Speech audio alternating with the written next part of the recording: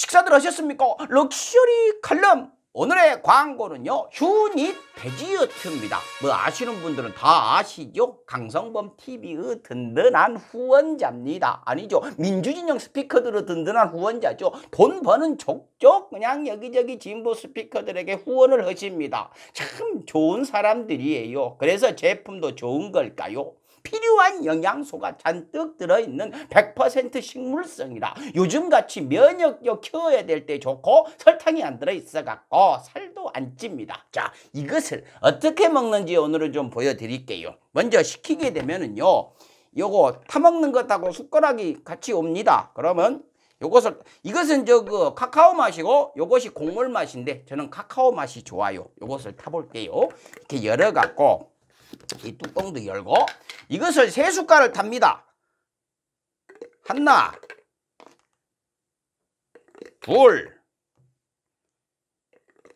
셋을 탄 다음에요, 우유를요 여기까지 부으면 되는 것이에요.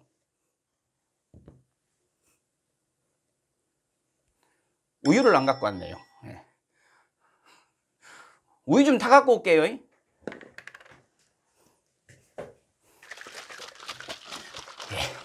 탔어요. 타갖고 이렇게 새끼새끼스럽니다. 새끼새끼해서 열어갖고 이제 마시면 돼요. 식사 대용입니다. 아침 공복에, 그리고 전 야식 때도 많이 챙겨 먹습니다. 그냥 요대로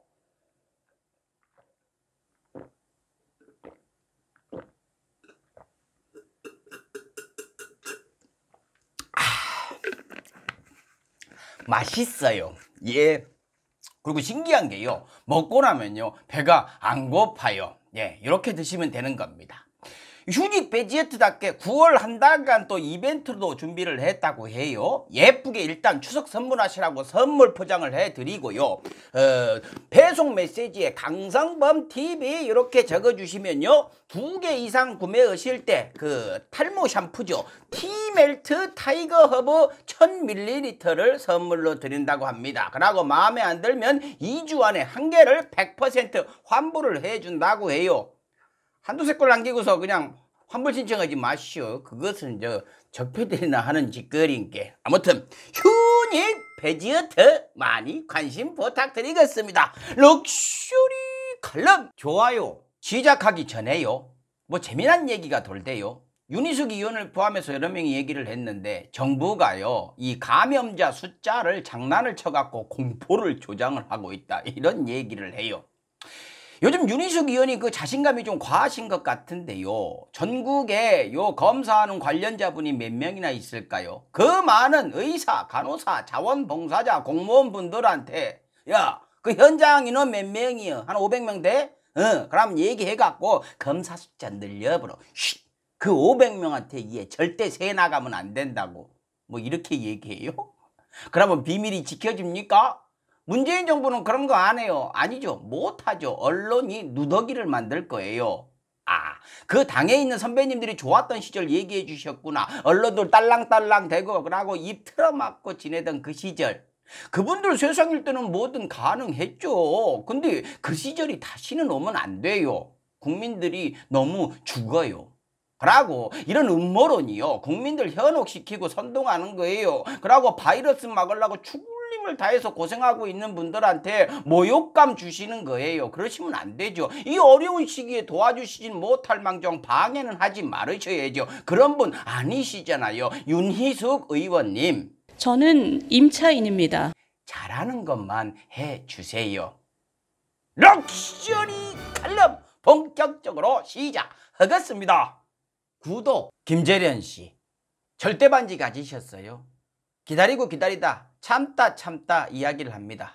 박원순 시장 돌아가신 지가 이제 2달이 넘어버렸네요. 근데 그냥 나쁜 사람 되는 것 같아요.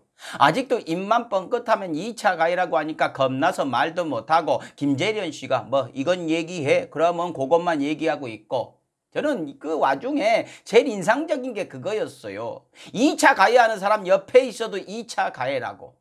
그 피해 호소인이요, 피해 호소인이라고 할게요. 고소인이라고 하고 싶은데 그분도 고통 느끼고 아픔 겪고 있잖아요. 그러니까 피해 호소인이라고 양보를 할게요. 그 피해 호소인이 박 시장 고소 이전에 있었던 그 비서관끼리의 성폭력 사건의 피해자하고 동일 인물인 것으로 알려졌습니다. 아는 사람들은 다 알고 있었죠. 근데 말을 못했습니다. 김재련 씨 무서워가지고요. 2차 가해라고 하니까, 고소한다고 하니까 가만히 있었습니다. 근데요, 이 말을 김재련 씨가 직접 했어요. 얘기해도 돼? 한 것이죠. 근데 이 얘기를 왜 할까요? 방향을 바꾸려고 하는 것이죠. 대한민국의 여성차별 문제로요. 예, 차별이 있으면 바꾸고 고치고 뜯어 고치고 막 하는 것이 맞죠. 근데요, 그걸 왜 김재련 씨가 앞장서서 하시려고 하세요? 본인이 자격이 있다고 생각하십니까? 역사상 최고의 여성 성착취 사건이었던 위안부 피해 할머니들한테는 적당히 돈 받고 합의하자고 한 사람이 뭔 낯짝으로 나서서 그러시냐고요. 김재련 씨야말로요, 위안부 피해 할머니들한테 2차 가해하신 양반이에요. 한결같았던 다른 분들한테 그거 맡기세요. 당신이 하지 마세요. 순수해 보이지 않습니다. 흥분을 좀 가라앉히고요. 예, 오래 기다려갖고 쌓인 것이 많은 것 같아요. 아직도 언론들은요, 김재련 씨 지침대로 겁을 줍니다. MBC에서 피해 호소인이란 말 꺼냈다고 흠씬 두들겨 패고요. 검찰에서 그 고소 내용 유출했다고 그놈 잡아라 하고 있고, 그 피해 호소인한테 안방마님이라고 했다, 비선실세라고 했다, 요런 말 가지고 씹어대고 있고요. 예, 물론 그런 말 들으면 기분 나쁠 수는 있지만요, 이것은 성추행이랑 관련 없는 말들이잖아요. 왜 본질들을 흐리고 있습니까? 근데 이런 것까지도요, 조선과 중앙은 아주 충실하게 받아쓰고 있습니다. 최근에요, 서울시 전 비서가 김재련 씨가 인터뷰한 내용을 반박을 했어요. 여러분 보셨습니까? 보셨다면 당신은 능동적 시사꾸러기입니다. 왜? 언론에 전혀 안 나와요. 박원순 시장한테 유리한 내용이니까 안 나오겠죠. 언론들 입장도 뭐 이해는 됩니다. 예, 장사 무지하게 잘 해먹었는데 그 물건 하자있다고 고백을 해보면 모양 빠지잖아요. 저는 고발뉴스 통해서 봤어요. 그 페이스북 전체의 내용을 이렇게 보면요, 고소인을 최대한 배려를 해가면서 김재련 씨 인터뷰를 반박을 했어요. 자, 그럼 여기서 김재련 씨 인터뷰 내용 한번 볼까요? 김경래 최강시사 라디오 인터뷰를 볼게요. 우선요, 목소리에서 놀랐어요. 김재련 변호사님 나와 계십니다. 안녕하세요. 네, 안녕하세요. 차분합니다. 예전에 그 녹취록에서 들었던 성폭행 살인사건 피해자 어머니한테 쏘아붙이면서 소리 지르던 그 무서운 목소리가 아니에요. 어머, 그렇게 조곤조곤 말씀 잘하시면서 그 불쌍한 어머니한테는 왜 그렇게 무섭게 악을 쓰셨어요? 이리 들어와서 얘기하세요. 대체서 뭘 알아요. 쓸데없는 소리 하지 마시고 사과하세요. 다음부터는요, 그러지 마세요. 먼저 비서관 사이의 성폭력 사건 얘기를 2차 가해라고 할까봐 다들 말을 못하고 있었는데요. 왜 본인 김재련 씨가 직접 얘기를 했냐라고 했더만은 고소인이 아니죠, 피해 호소인이 예전부터 이야기를 해도 된다라고 했답니다. 그럼 그때는 왜 얘기를 안 하신 거예요? 안 했을 뿐만이 아니고 누가 얘기하면 잡아 족칠 듯이 겁을 준 이유가 뭡니까? 타겟이 아니라서 그랬습니까? 아니죠. 목표는 박 시장인데 공격력이 빠져볼까봐 그랬을까요? 사건 자체는 그것이 훨씬 크고 그 피해 호소인한테도 그 사건이 훨씬 더 중요했을 텐데 왜 그랬을까요? 김재련 씨, 피해 호소인을 위해서 이 사건에 뛰어든 거 맞으시죠? 앞부분의 내용은요, 그 비서관 사건을 이야기한 것이 주를 이룹니다. 그러니까 이것은 뭐 명확한 실체가 있는 사건 얘기니까 제가 얘기할 부분은 아닌 것 같고요. 뒷부분에 김재련 씨가 이야기한 것들을 한번 훑어볼게요. 피해 호소인 휴대폰 복구를 해봤더니 면접을 보러 갔는데 피해 호소인이 면접관 두 분이서 그냥 얼굴 보려고 불렀어. 아따 거기 있을 인물이 아니네 라고 얘기를 했대요. 뭐 이미 붙었다는 이야기죠. 칭찬하는 얘기예요. 근데요, 이것이 외모 평가를 한 거래요. 얼굴만 보는 더러운 세상, 뭐 이런 것일까요? 예? 그렇게 생각할 수도 있죠. 그렇다고 합시다. 근데요, 휴대폰 복구해갖고 많은 양이 나왔을 텐데 거기서 나온 것 중에 그것이 제일 센 겁니까? 박 시장 얘기도 아니잖아요. 그러고 뭐 증거 같은 거 따로 나온 거 없어요. 일단 뭐 그 말이 언론들이 받아쓰기는 좋겠죠. 언론들한테 소스 주신 거예요. 부탁인데요. 그런 거 말고 진짜 증거를 좀 주시라고요. 그래야 원하시는 대로 박원순 시장 추모하는 마음이 옅어질 것 아닙니까? 근데 다음 말에서요. 아주 뚜껑 열리는 얘기를 해봅니다. 증거 공개를 왜 안 합니까? 라고 했더만은 이 세상에 어떤 피해자가 전 국민을 상대로 증거를 공개하느냐라고 따져요. 아줌마가 먼저 전 국민을 상대로 시작한 거예요. 추모하는 분위기로 흐르니까 장례 끝나기도 전에 기자회견 열어가지고 국민 여러분 여기 보세요. 이 사람 진짜 나쁜 사람이에요 했으면은요. 그에 걸맞는 뭔가를 보여주는 것이 국민에 대한 예의 아닌가요? 국민 상대로 한 건 당신이 먼저 한 거예요. 근데 이제 와갖고 세상에 어떤 피해자가 증거를 공개하느냐고요? 전 국민을 상대로 해서 세세한 증거를 공개하는 경우가 어디 있었습니까? 장난하세요? 증거 보여줄 것 같이 2차까지 기자회견 열어가지고 사람들 모았잖아요. 근데 왜 증거를 안 보여주시느냐고요? 당신이 그렇다 하면 그런 겁니까? 절대 반지 이렇게 끼셨느냐고요? 그러면서 이 사건은 이미 법적 판단의 문제를 넘어섰다라고 합니다. 뭔 소리예요? 그게 무슨 소리입니까? 누구 맘대로요?